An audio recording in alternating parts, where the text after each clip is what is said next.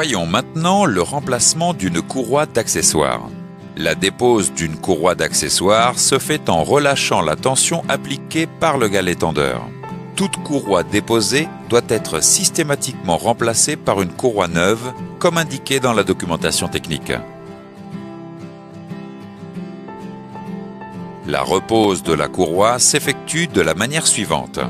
Il faut vérifier le bon positionnement des stries de la courroie dans les V de la poulie, puis mesurer la tension sur le brin spécifié ou libérer le galet tendeur automatique.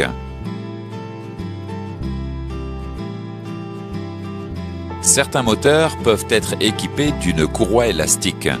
Cette courroie élastique ne nécessite pas de galet tendeur. Son installation doit se faire selon la procédure spécifiée dans la documentation technique. Voyons maintenant le remplacement d'une courroie de distribution.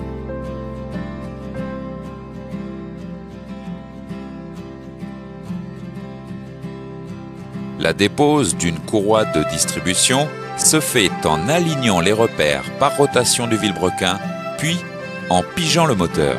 Toute courroie déposée doit être systématiquement remplacée. Il faut également remplacer le galet tendeur et les galets enrouleurs.